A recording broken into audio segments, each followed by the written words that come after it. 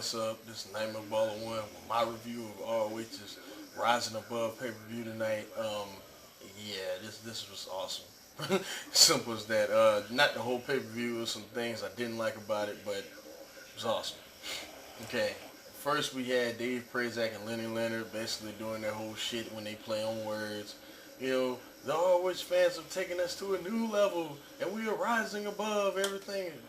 Yeah, yeah, shit like that. And you know how Dave Prazak is. And after that, Kevin Steen and who was in the ring? No, not Kevin Steen. Brent Albright, B.J. Whitmer were in the ring. They cut to Kevin Steen and El Generico backstage, and they were talking. And then, Adam Pearce called out Delirious, and Delirious came out in his red outfit, and he basically said, you faced Brent Albright. They faced each other. We had an okay match. It wasn't that great. I'd say 2.5 stars. Not many spots to talk about. I wouldn't even go that high. I'd say 2.25 stars. It's just alright. It wasn't bad. It wasn't that good either. But then afterwards, the Hangman's 3 come out there and they start beating up Delirious. Then Generico comes out there, Steen and El Generico, and they jump on, they help out Delirious. Then the Age of the Fall come out there and just start cutting a random promo, which is kind of weird. And then the Vulture Squad comes out, and then they said, let's have a tag team scramble, and all hell broke loose, y'all. This is a very fun match to watch. A lot of nice spots in. ROH, for non-ROH fans, they got to see the 6:30 for the first time on pay-per-view. Yeah, just great stuff in this. Definitely a 3 1/4 star match. I had a lot of fun watching it. Very entertaining. Next match on the card, there you go. All right, next match on the card, we had, what was on the card? What was on the card? Yeah, we had Eric Stevens and, I think it was Eric Stevens and Davey Richards. This match was good, what you expect from these two. They usually work well together. More of a strong style match, more, hard strikes, more, just different variations, nice technical ground wrestling. I would give this match 3 stars. I enjoyed it, probably because I like Eric Stevens a lot. I know I'm in a minority, but I like Eric Stevens a lot. Enjoyed the match.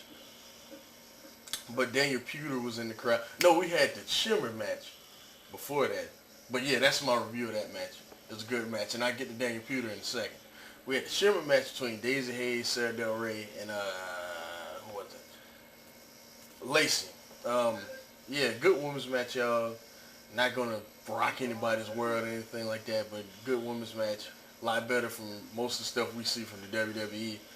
But in my opinion, of the big 3, TNA has the best women's division. That's just me. But I ain't gonna say they have the best women's division. They just know how to showcase it more, because ROH doesn't do a good job with it. But these women actually did, pretty good. All in all, sorry y'all, I just like sucking ice sometimes. I can't help it. But all in all, I give this match 2 1/4 stars. Entertaining match, very fun to watch. During the match, after that match, we had the Eric Stevens, Davey Richards match. Like I said before, good match, entertaining match. I like Eric Stevens a lot. Yada yada yada. Okay. After the match, we had Daniel Puder in the crowd, and he was distracting Eric Stevens during the match. And I hate Daniel Puder's being in ROH at all. I really don't like Daniel Puder at all, because I just think he's there for publicity, and he was on Tough Enough, and he wasn't that great as an MMA fighter. But anyway, moving on. After that, we had Bryan Danielson and Bryan Danielson, Takeshi Morishima. No, Chris Hero and Claudio Castagnoli versus Claudio Castagnoli. Yeah, this is probably, in my opinion, this is their best match in Ring of Honor. I mean, they had one at Glory by Honor. No, it wasn't Glory by Honor. Was it Glory by Honor? Or was it Manhattan Mayhem 2? One of those two. But this is the best match they had in Ring of Honor.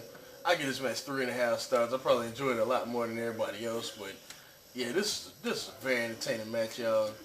And their finish, I love. Basically, Claudio fighting to get out of the crevice, and then he turned it into a Ricola bomb, which is really cool, y'all. Yeah, just very entertaining match, 3.5 star. All right, then we had Bryan Danielson versus Morishima, and this match was crazy. Every review I've seen, everybody's underrating this match because it wasn't like, well, I ain't gonna say that they underrated the match. The match itself was just good, but everything that was around the match was awesome. Like when the referees jumped in the ring, tried to pull Morishima off, he was just throwing them left and right. And the spot of the night, even including the main event, the spot of the night, in my opinion, was a Morishima backdrop drive with the referee. That joke was gangster. That joke was just so gangster. But yeah, that was cool. That was a cool spot, cool match. I give it 3.5 stars. But the entire segment, like everything that went around it, I give 4. It was just great. Then after that, we had the Briscoes versus Rocky Romero and Roderick Strong. Honestly, I like this match, but I just didn't see the point in having this. Honestly, the match the Briscoes should have had on this pay-per-view was the match that what's the name that the Age of the Fall won the tag titles on. In my opinion, that's just my opinion. But all in all, this is a good match, but not a great match. It was 3.5 stars. I mean, it kind of pissed me off that the No Remorse Corps was the team that happened to beat the Briscoes for a fall when Stenerico couldn't do it, and Kyle Castagnoli and Chris Hero couldn't do it, and Matt Sydal. And you get what I'm saying? So yeah, it just made no sense. All right, and then after that, we had one of the best matches of last year. One of the greatest matches in Ring of Honor history. Just great. Just awesome. I was just speechless watching this, especially the last 13 minutes. I was just, and it was just crazy. I was jumping up and down, just excited because this match was really good, really, really, really good, y'all. And we had this crazy spot from well, first the match started with some of the best mat wrestling. Not counting Bryan Danielson that I've ever seen. You know what I mean? And Nigel goes outside the ring, starts heckling with the fans. Aries comes and hits him with the torpedo move and bangs his head against the guardrail, which is just nuts. And then it cuts Nigel's eye open. It was crazy. And then the match goes on, and then Aries goes for the move again, and then Nigel hits him with an uppercut and hits him with the Tower of London on the floor. Aries hits him with a brain buster on the guardrail. Do y'all get what I'm saying? I mean, do y'all see these spots are not normal? I mean, this match was not, run of the mill. This is a classic, y'all. We had this spot where, Nigel sets him up on the rope like he's gonna hit him with the leg inside the ring. Aries didn't fall inside the ring. Aries fell outside the ring. We had the brain buster. He had Nigel in the horns of Aries, and it looked like Nigel was gonna tap, but we all know he didn't because he's still the champion. But yeah, man, it was just, oh my god, just incredible. And for anybody that hates on Ring of Honor, I would show them that match, and I would dare them not to like it because that match it was something else, y'all. It was a very, very special match. The rating, this is the problem. See, here's the thing. I can't find anything wrong with this match at all. But I can't give it 5. I don't know. I want to give it 5 stars, but I've seen 5-star matches that are better than this. You know what I mean? And I think, fuck it, I'm going to give it 5. This is a 5-star match, y'all. 5 minus. You know what I mean? It was incredible. Just incredible. Worth the money by itself. You know what I mean? I enjoyed it a lot. Enjoyed the pay-per-view. I give the pay-per-view as a whole 8.5 because it had some stupid segments where, they were like in the locker room and one group said it was going to find the other group, and then at the end of the pay-per-view, everybody started fighting. It was playing like this stupid music, and it was just cheesy. It wasn't terrible, but it was cheesy. But all in all, good pay-per-view. I would definitely recommend it. 8.5. Best pay-per-view of the year so far, in my opinion.